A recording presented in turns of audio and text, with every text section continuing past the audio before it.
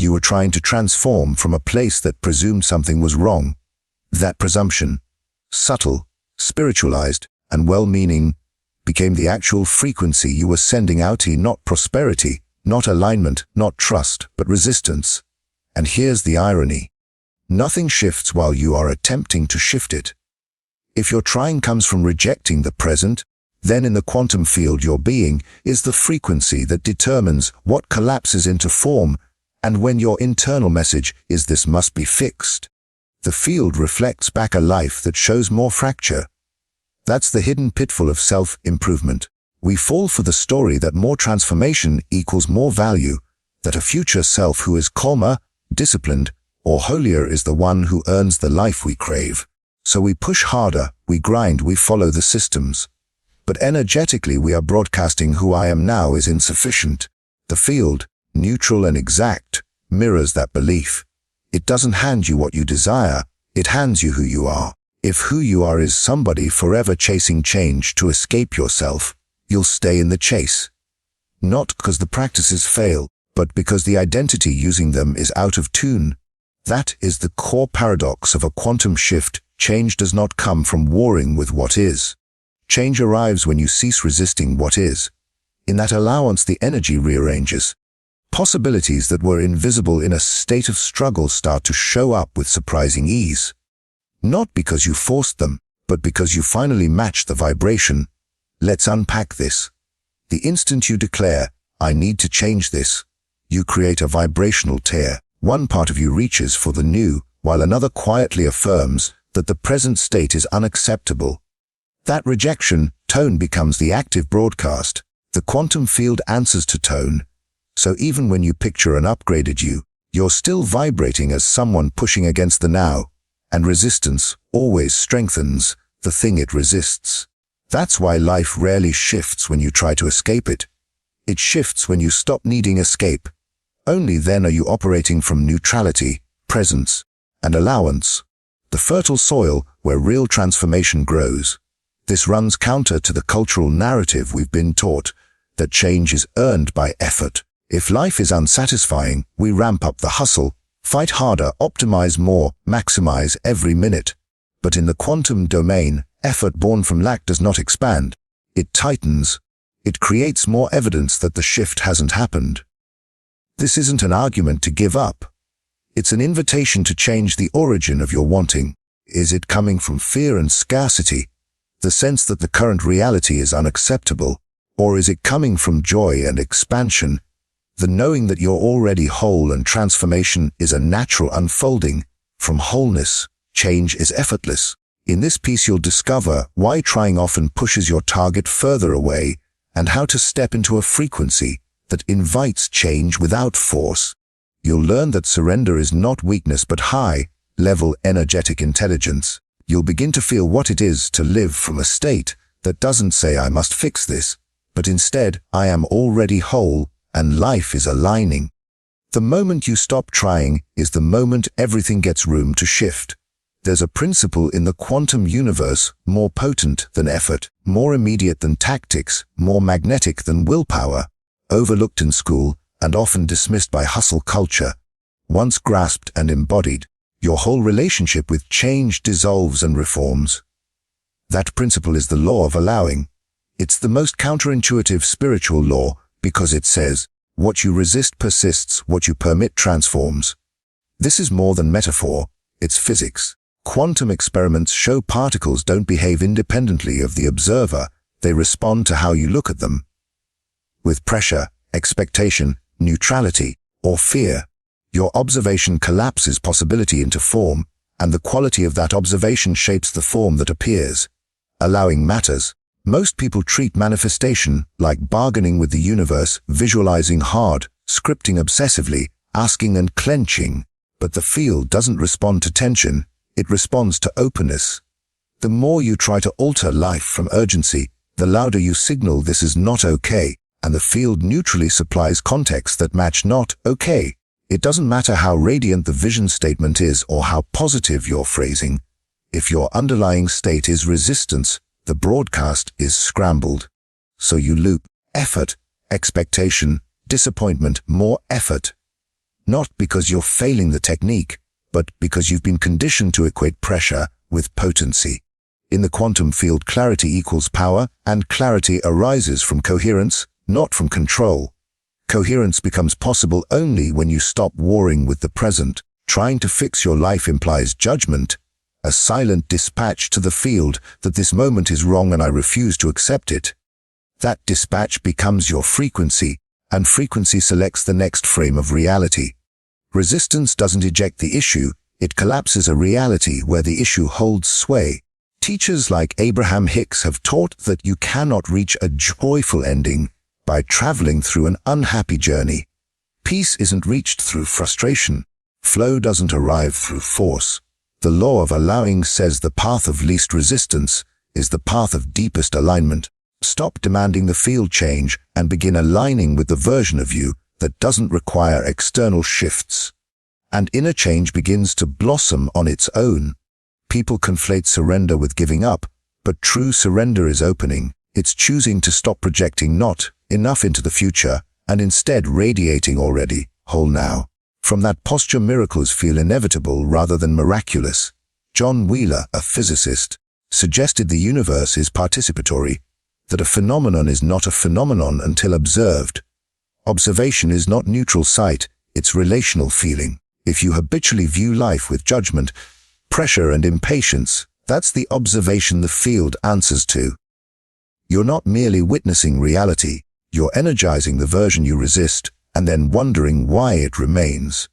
When you really allow the present, you exit that cycle. You free your frequency and move from must, change to I trust what's unfolding. In that field, new timelines open, ones that require alignment rather than force. So pause. Look at your life without judgment and with presence. Can you allow now without fixing? Observe without attachment. Meet what is with curiosity, not contraction. The field reads that clarity. This is someone no longer broadcasting resistance, but available for coherence. Coherence collapses realities. Next, examine what's truly running the show when you feel stuck, not your goals or strategies, but the identity trying to change. The energy of fixing often keeps you vibrating as someone who believes they are broken. But you don't change your life by rejecting it. You change it by aligning with the version of you who already doesn't require change. It's easy to blame circumstances. The job that's late, the relationship that's stalled, the bank balance that doesn't match the board. You apply tools, actions, and repetition, yet something quieter and more powerful directs outcomes: identity. The universe does not primarily answer your lists or routines. It answers your self-concept. For many, the desire to change is compensation rather than creation from fullness. The underlying, often unconscious belief I am not enough births rituals and remedies that still originate from the same bandwidth. I'm not there yet.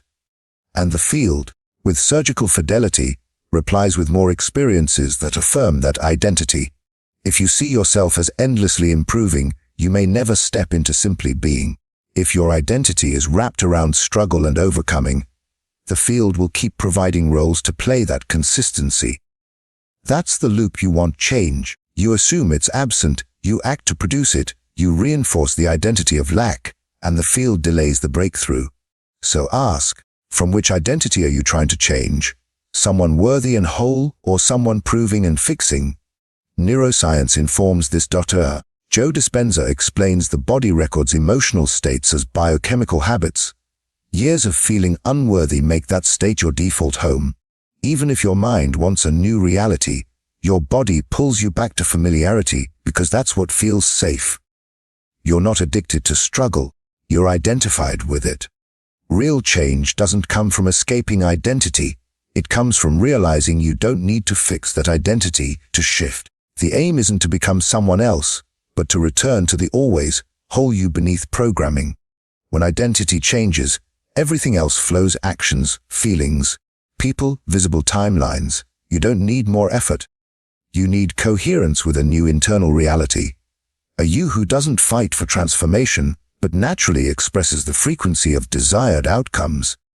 Neville Goddard put it plainly: change your conception of yourself, and you will automatically change the world you live in. He didn't mean pretending, He meant feeling as true the version of you who no longer resists or proves. The only way is to stop acting from lack. Even if present reality mirrors lack, the moment you align with an identity that feels whole, you collapse a timeline that vibrationally matches that emotional truth. So ask now not what to fix, but who you've been being. What emotional signature have you treated as normal? Will you let that version fall away? Not through more doing, but through release. We'll move from fixing to frequency. You were never broken, you were replaying a memorized signal. Choose a new frequency and the old identity begins to dissolve, not by force, but by no longer needing it. At some subtle point you will see that all effort to change, heal, or improve has been sending the field "I am not there yet." That awareness cracks the illusion because you can see how the very act of fixing carries the life you're trying to escape. So how break the loop? Stop fixing and start tuning. Tuning is not forceful effort or control, it's emotional resonance. You choose a state not because you earned it, but because you decide it's now your new normal. It's the difference between striving to become and choosing to be. The abundant version of you doesn't wake with scarcity in mind. The healed version isn't obsessed with old wounds.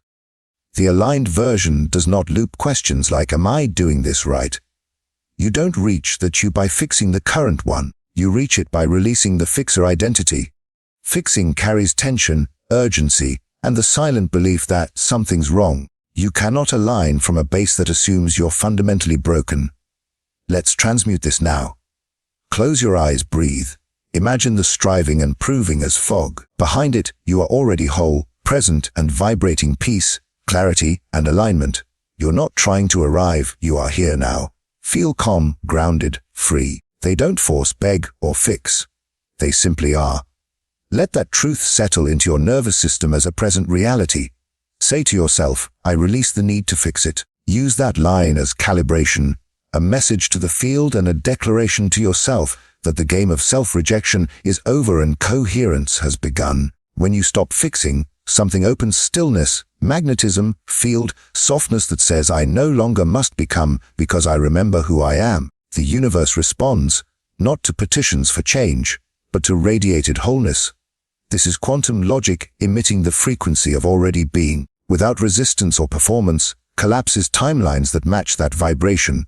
People shift, money moves, ideas land. Synchronistic events arise with less effort because you stopped sending need and began broadcasting now. The field listens. Next time the mind urges more doing, pause and ask, is this aligned action or anxious action? Aligned action flows and expands, anxious action contracts and aims to control. Broadcasting, if I don't do this, it won't work. A belief of misalignment. You don't need to fix what was never broken.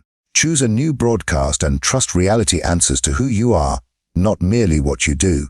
We will go deeper into the magnetic stillness that emerges when you relinquish the struggle. Surrender is not passivity. It's one of the most potent vibrational states. It doesn't beg the universe, it invites it with grace. When you stop resisting the now, you become available for what can be. There's a silence that isn't giving up, it's arriving. A stillness that is power, not passivity. When embodied, it's magnetic because the field answers resonance, not force. Resonance begins where resistance ends. Surrender is not defeat, it is alignment. When you finally stop fighting the present and allow what is even briefly, you step into a new vibrational bandwidth, from seeking to seeing, from tension to coherence, from forcing outcomes to allowing them to land. Trying to force the future keeps you tangled in a present you secretly reject and creates vibrational contradiction. But true surrender collapses that gap. You are no longer trying to become, you are already being. Being carries the highest creative potency. In quantum terms, surrender equals non-inference. You stop collapsing the same not enough timelines and create a sacred gap where presence can invite novelty. Surrender is vibrational precision, stopping the unconscious interruption of what's already unfolding by urgency signals. When you say I must change this, you imply it isn't already changing. When you say I allow this, you become the space through which change flows. The paradox of quantum shift: when you stop needing change, change occurs because you're no longer holding it back. You step into a self that doesn't require evidence to feel aligned, that doesn't delay peace for future outcomes, that doesn't shrink into effort but rises into coherence. The field reorganizes, ideas come, people shift, coincidences arise, not by compulsion, but because you got out of the way. Dr. Joe Dispenza calls this the quantum void. Identity thins, expectation evaporates, and pure potential remains. In that state, the old you is not improved but replaced, not by trying but by truth. You were never incomplete. You were vibrating from an idea of yourself that was too small. In surrender you remember the larger you, one who is love, who radiates abundance, who draws realities through stillness. Neville Goddard said, "Be still and know that you are that which you desire to be."